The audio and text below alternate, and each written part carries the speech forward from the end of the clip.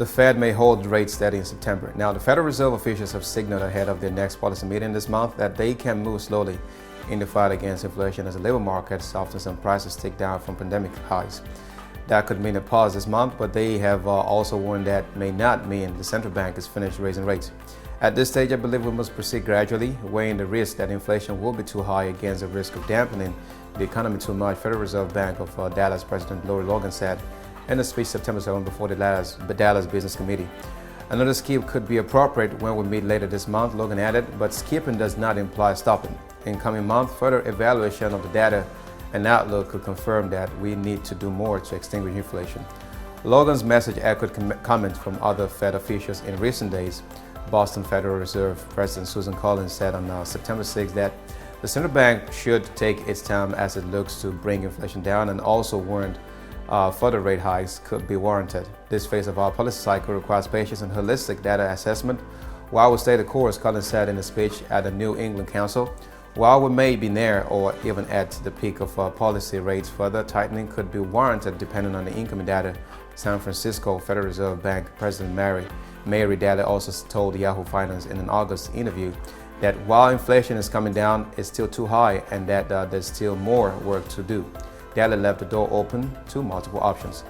Whether we raise another time or hold rates steady for a longer period, those things are yet to be determined, Daly said. In July, Fed officials raised interest rates for the 11th time since March 2022, leaving potentially one more rate hike on the table based on projections outlined in June. Those forecasts will be updated later this month. The Fed will hold its next policy meeting on September 19 to 20, and officials are expected to hold rates steady in the range of 5.25% to 5.5% to see if inflation data continues to show cooling. Inflation has dropped from a high of just over 9% to closer to 3%, but on a core basis, stripping out volatile food and energy prices, inflation is still running around 4%, twice the Fed's inflation target.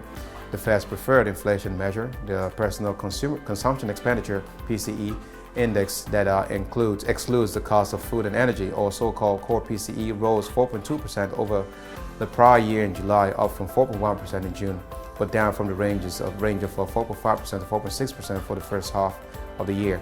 Another gauge of inflation, the Consumer Price Index on a core basis, rose 4.7% in July, its lowest pace since October 2021. The August CPI report will be released on Wednesday. Job growth is also cooling. In August, the U.S. economy added 187,000 jobs after adding 105,000 in July and 157,000 in June.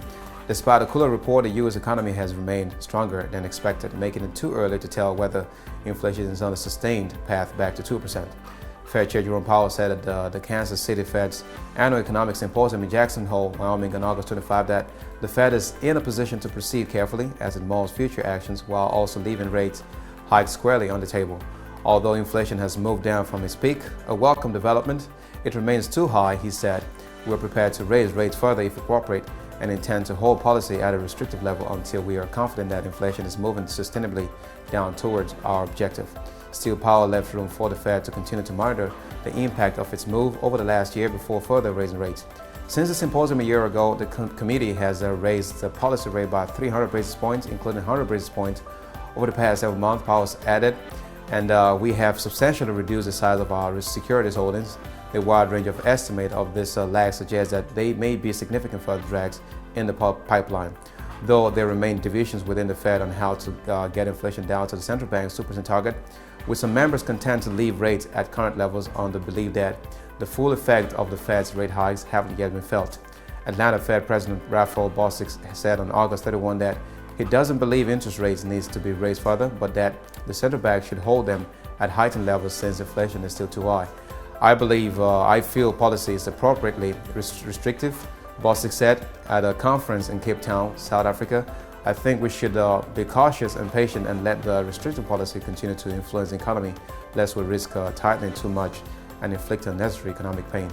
Bostic added the caveat that that does not mean he's in favor of cutting rates anytime soon. Philadelphia Federal Reserve Bank President Patrick Harker is also looking content to hold rates steady at these levels for some time. Harker told Yahoo Finance in an interview at Jackson Hole, the central bank may be able to hold interest rates steady in September and keep that position for an extended period of time, allowing previous rate hikes to continue lowering inflation.